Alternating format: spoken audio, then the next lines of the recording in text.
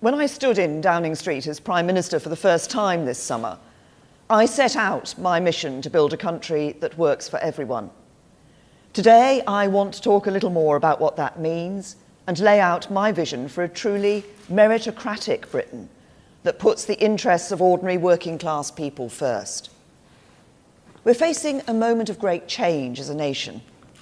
As we leave the European Union, we must define an ambitious new role for ourselves in the world. That involves asking ourselves what kind of country we want to be. A confident, global trading nation that continues to play its full part on the world stage. But at the same time, I believe we have a precious opportunity to step back and ask some searching questions about what kind of country we want to be here at home too. In fact, it's not just an opportunity, but a duty, because one thing is clear. When the British people voted in the referendum, they did not just choose to leave the European Union.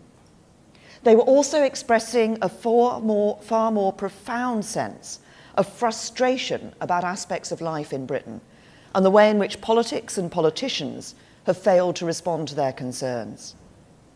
Some voted for the first time in more than 30 years, some for the first time ever.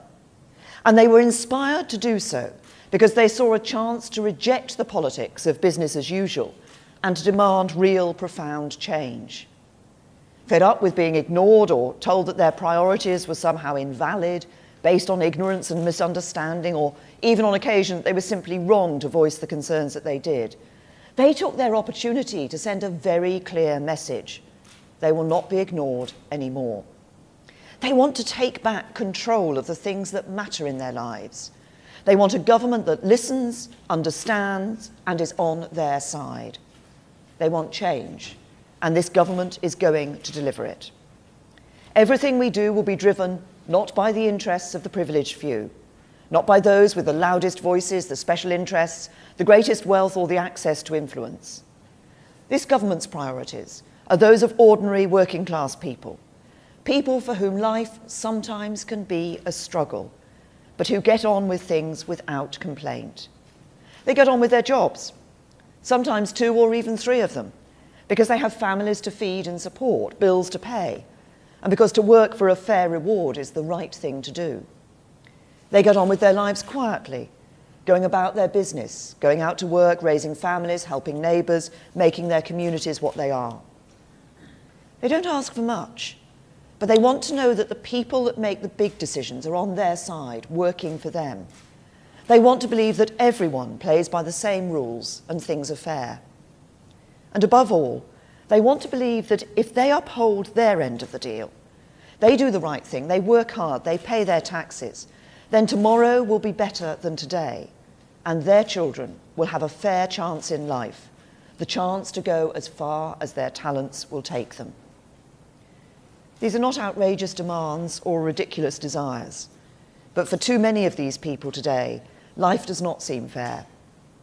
They're the people who made the real sacrifices after the financial crash in 2008, though they were in no way responsible, and they wonder if others, some of whom really do bear responsibility for the crash, did the same. More than anything else, they worry, truly worry, that the changing world around them means that their children and grandchildren won't have the same opportunities they have enjoyed in life. They deserve a better deal. And to give them that, we should take this opportunity to step back and pose a fundamental question. What kind of country, what kind of society do we want to be? I am clear about the answer. I want Britain to be the world's great meritocracy, where everyone has a fair chance to go as far as their talent and their hard work will allow. I want us to be a country where everyone plays by the same rules, where ordinary working class people have more control over their lives and the chance to share fairly in the prosperity of the nation. And I want Britain to be a place where advantage is based on merit, not privilege, where it's your talent and hard work that matter, not where you were born, who your parents are, or what your accent sounds like. Let's not underestimate what it will take to create that great meritocracy. It means taking on some big challenges, tackling some vested interests, overcoming barriers that have been constructed over many years. It means not being afraid to think differently about what disadvantage means, who we want to help and how we can help them. Because where once we reached for simple ways of labelling people disadvantaged and were quick to pose simple and often fairly blunt solutions, in these modern times, disadvantage is much more complex. It's often hidden and less easy to identify. It's caused by factors that are more indirect and tougher to tackle than ever before. But tackle it we must if we're to give ordinary working class people the better deal they deserve. It means marking a significant shift in the way that government works in Britain too. Because government and politicians have for years talked the language of social justice, where we help the very poorest, and social mobility, where we help the brightest among the poor. But to make Britain a great meritocracy, we must move beyond this agenda and deliver real social reform across every layer of society, so that those whom the system would currently miss, those just above the threshold for help today, yet those who are by no means rich or well off, are given the help they need. It means putting government firmly on the side of not only the poorest in our society, important though that is and will remain, but also of those in Britain who are working hard but just about managing. It means helping to make their lives a little easier, giving them greater control over the issues they care about most. This is the change we need. It will mean changing some of the philosophy underpinning how government thinks and acts. It will mean recalibrating how we approach policy development to ensure that everything we do as government helps to give a fair chance to those who are just getting by, while still helping those who are even more disadvantaged. I don't pretend that this change will be easy. Change rarely is. But this is the change we need if we are to make Britain the great meritocracy I want it to be. Over the coming weeks and months, the government will set out an ambitious programme of economic and social reform that will help us make this change and build a true meritocracy in our country. But there is no more important place to start than education. Because if the central concern ordinary working class people have is that their children will not enjoy the same opportunities they have had in life, we need to ensure that there is good school place for every child and education provision that caters to the individual needs and abilities of every pupil. We start from a position of strength. This government has a proud record of school reform. We've opened up the system, introducing a real diversity of provision. We have schools where teachers and head teachers are free to make the decisions that are best for them. And through successful policies such as a renewed focus on learning the basics of reading in primary schools and initiatives to help young people pursue a strong academic core of subjects at secondary level, we're ensuring that every child has the opportunity to develop the core knowledge that underpins everything else. We have put control in the hands of parents and head teachers and encourage people from all walks of life who are passionate about education to bring their best ideas and innovations to our school system. The academies and free schools movement, overseen by pioneers such as Andrew Adonis and Michael Gove, have been a huge success and begun to build an education system fit for the future. As a result, there are more good or outstanding schools today than ever before in our country.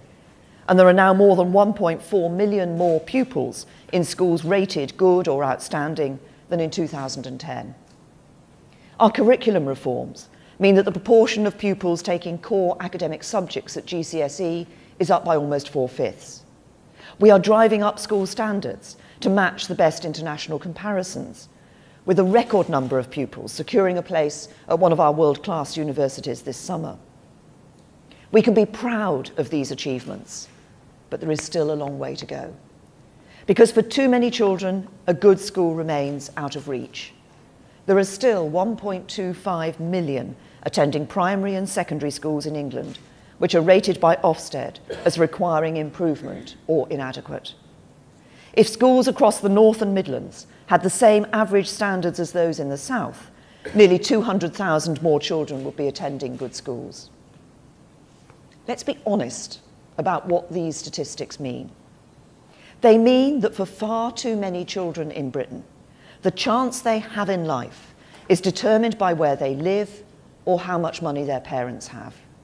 And they mean that for far too many ordinary working class people, no matter how hard they work, how many hours they put in or how many sacrifices they make, they cannot be confident that their children will get the chances they deserve.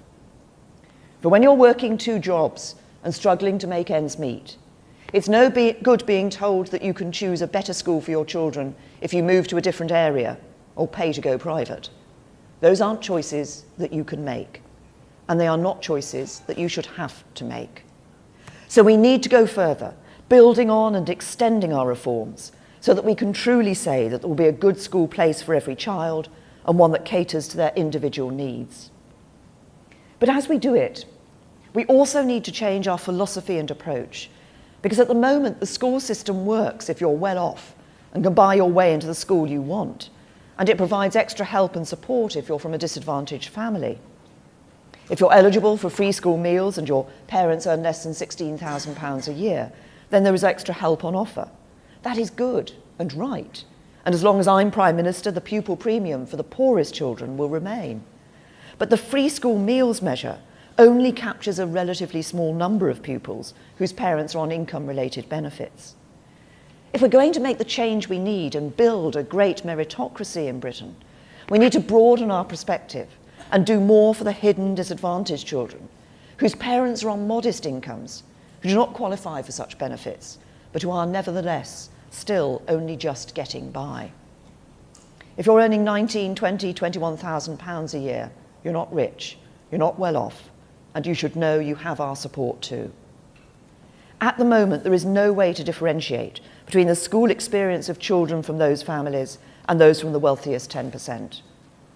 Policy has been skewed by the focus only on those in receipt of free school meals, where the reality is that there are thousands of children from ordinary working class families who are being let down by the lack of available good school places. Putting this right means finding a way to identify these children and measuring their attainment and progress within the school system. That work is underway and is central to my vision of a school system that truly works for everyone. But we must also deliver a radical increase in the capacity of the school system so that these families can be sure of their children getting good school places. And this is really important, because I don't just want to see more school places, but more good school places. And I don't just want to see more new schools, but more good new schools that each in their way contribute to our diversity of provision, that caters to the needs and abilities of each individual child, whoever they are and wherever they're from. Every child should be given the opportunity to develop the crucial academic core, and thanks to our reforms, that is increasingly the case.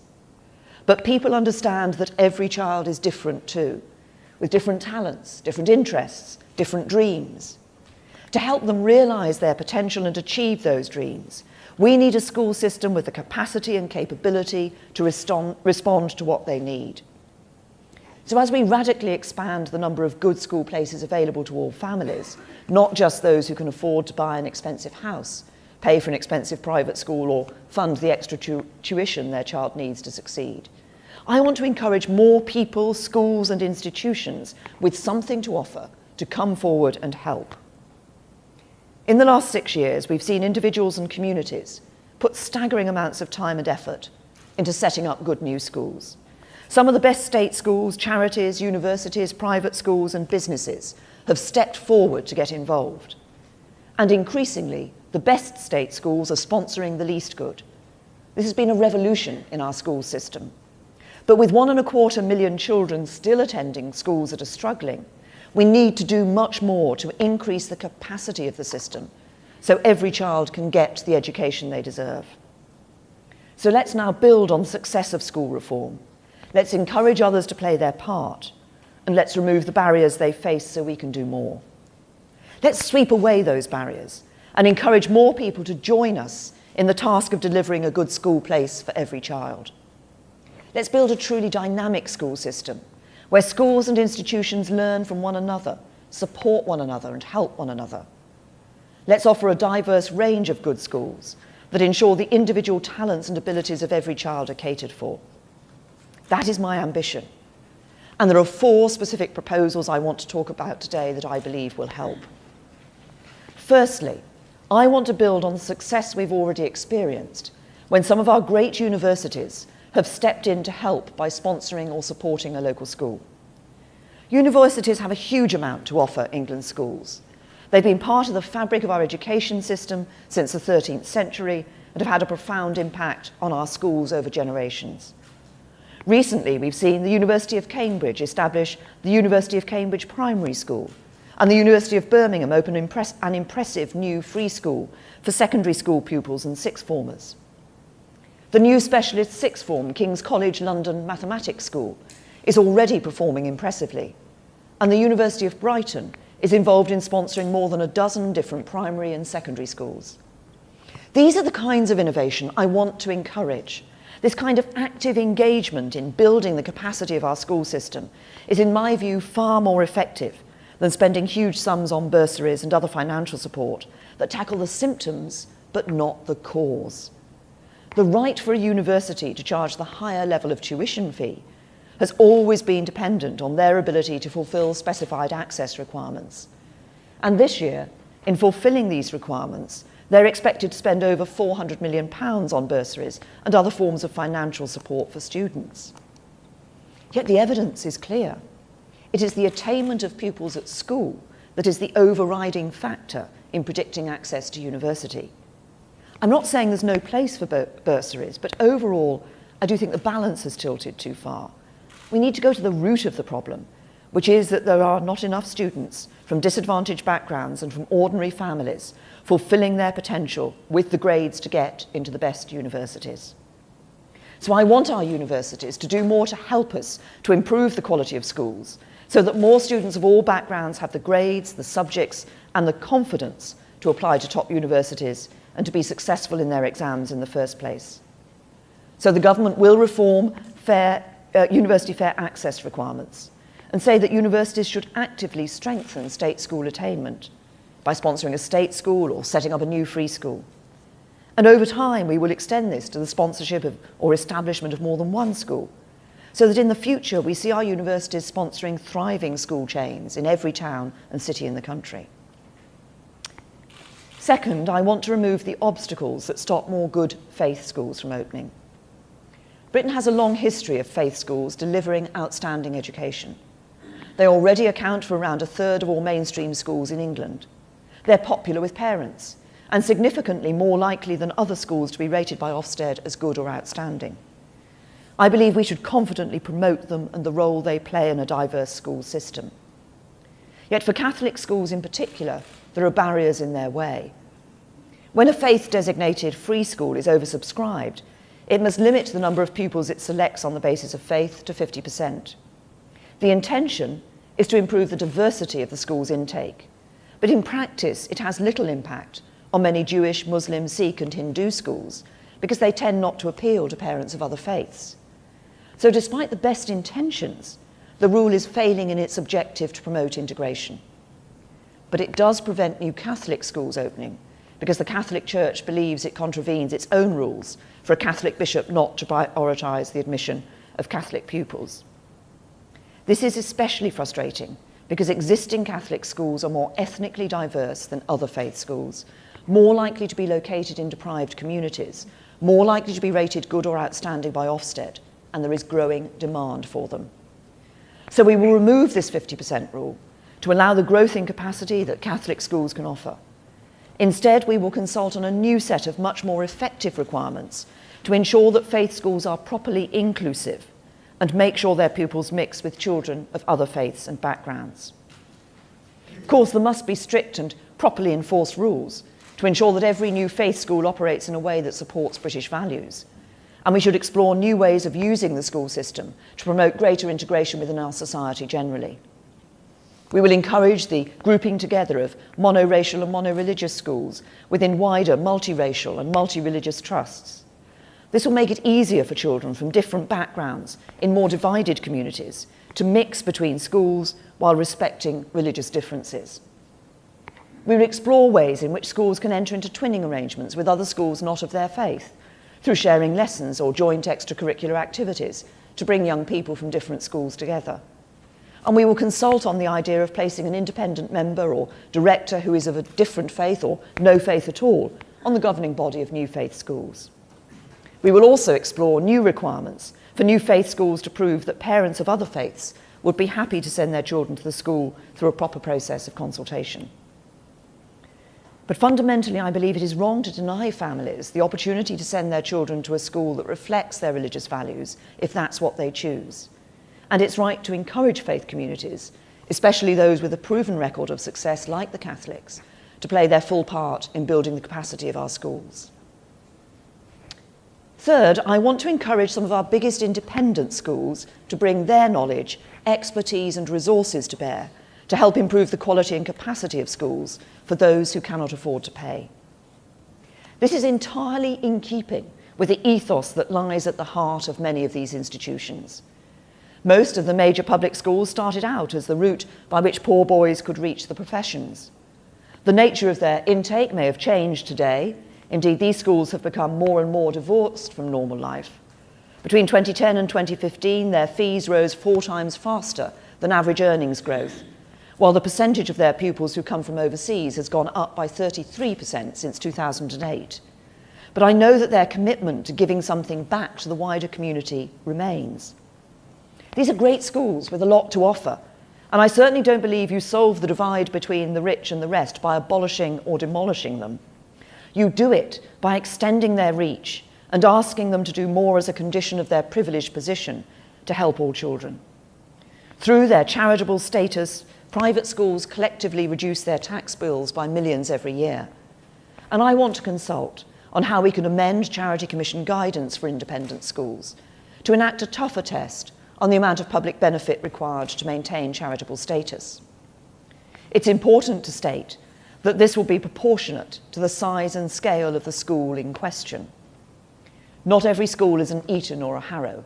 Many public schools are nowhere near that size. Smaller independent schools, who do not have the capacity to take on full sponsorship of a local state school, will be asked to provide more limited help, such as direct school-to-school support where appropriate. This could include supporting teaching in minority subjects, such as further maths or classics, which state schools often struggle to make viable.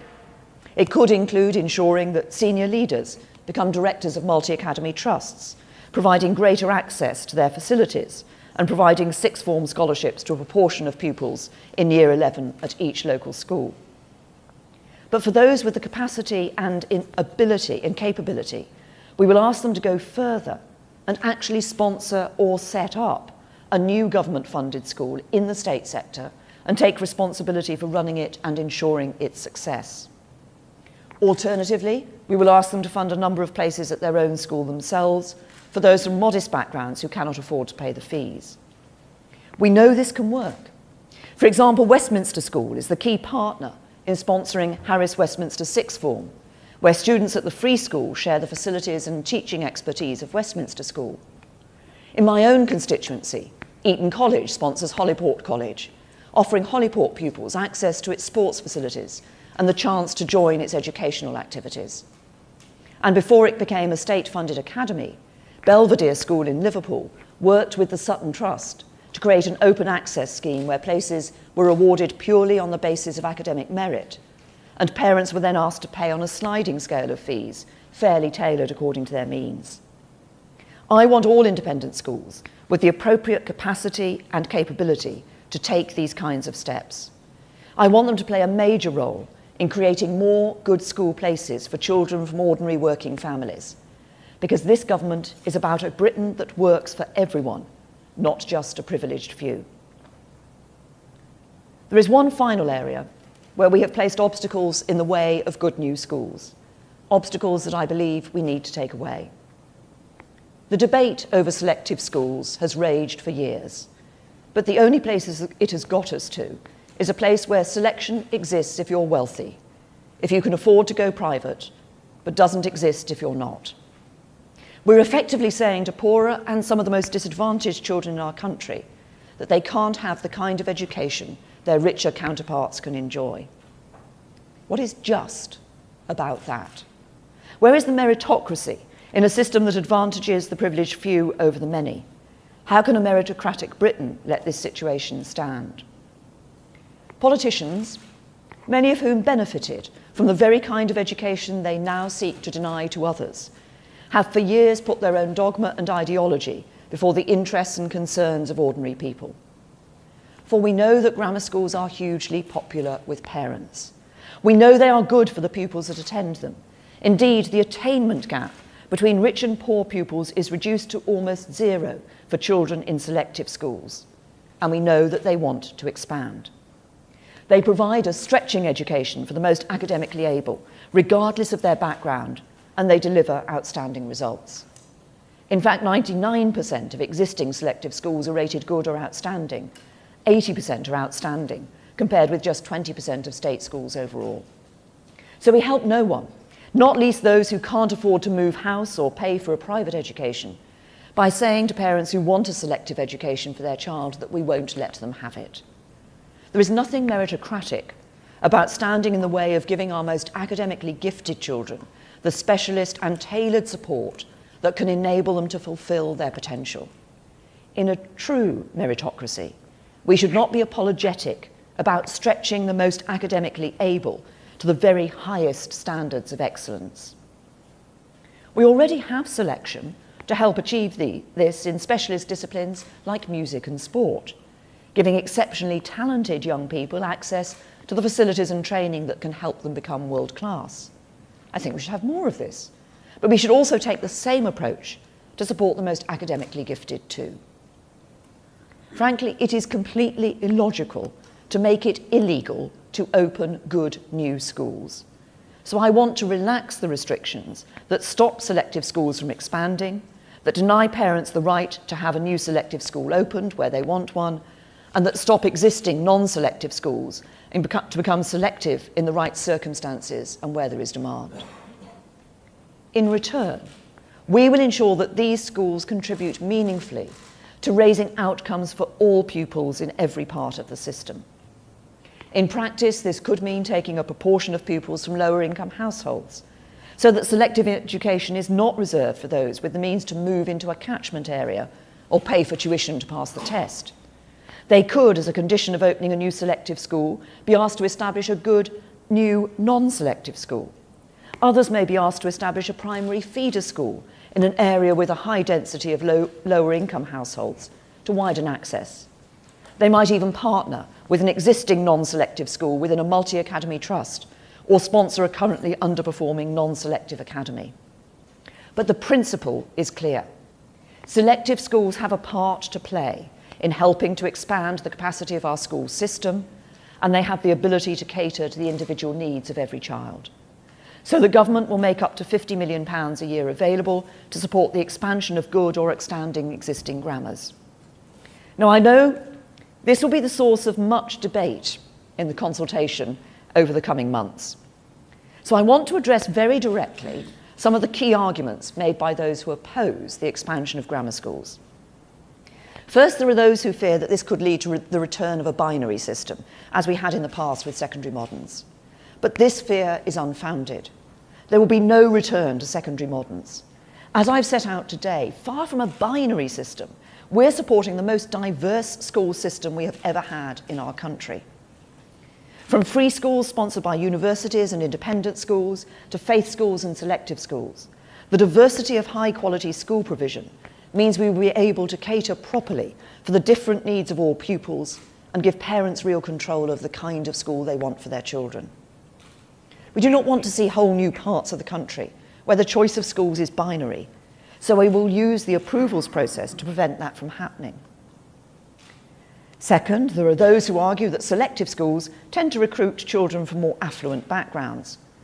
The problem here is not selective schools per se, but rather the way that wealthier families can already dominate access to the schools of their choice through selection by house price. I want to stop that, and new grammars can help. We're going to ask new grammars to demonstrate that they will attract pupils from different backgrounds. For example, as I said, by taking a proportion of children from lower income households. And existing grammars will be expected to do more too, by working with local primary schools to help children from more disadvantaged backgrounds to apply. Third, there are those who argue that grammars don't actually select on ability because wealthy families can pay tutors to help their children get through the tests. This might have been the case in the past with the old 11+, but it does not have to be the case today. While there is no such thing as a tutor-proof test, many selective schools are already employing much smarter tests that assess the true potential of every child. So new grammars will be able to select in a fair and meritocratic way, not on the ability of parents to pay.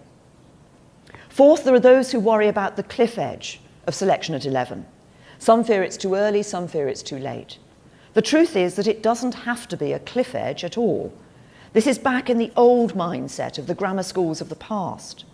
A modern meritocratic education system needs to be much more flexible and agile to respond to the needs of every child. So we will demand that new grammars make the most of their freedom to be flexible over how students move between schools, encouraging this to happen at different ages, such as 14 and 16 as well as 11.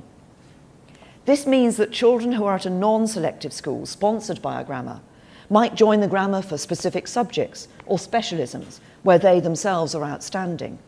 Or they might move to the grammar full-time later than aged 11 based on their performance at their current school. Finally, people get lost in the argument about whether the grammar schools of the 1950s and 60s improved social mobility or not. But I want to focus on the new grammars of the future, those that will be just one element of a truly diverse system, which taken as a whole can give every child the support they need to go as far as their talents can take them, and give every parent access to a good school place for their child. This is the true test of schools that work for everyone, and the true test of a meritocratic society. There's been a lot of speculation in the last few weeks, but as you know now, this is not a proposal to go back to a binary model of grammars and secondary moderns, but to build on our increasingly diverse school system. It is not a proposal to go back to the 1950s, but to look to the future. And that future, I believe, is an exciting one. It is a future in which every child should have access to a good school place, and a future in which Britain's education system shifts decisively to support ordinary working class families. These families are not asking for the world. They just want to know that their children and grandchildren will enjoy the opportunities they have enjoyed and be given the chance to go as far as their talents will take them, unhindered by background or circumstance, and by the artificial barriers some want to put in their way. In a country that works for everyone, it doesn't matter where you were born or how much your parents earn. If you work hard and do the right thing, you will be able to go as far as you can.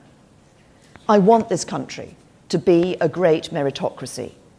I want to see more houses built, better productivity so we can have more well-paid jobs, more economic growth, not just in the southeast of England, but across the whole country to help more people get on. But more than anything else, I want to see children from ordinary working class families given the chances their richer contemporaries take for granted. That means we need more great schools. This is the plan to deliver them and to set Britain on the path to being the great meritocracy of the world. Thank you.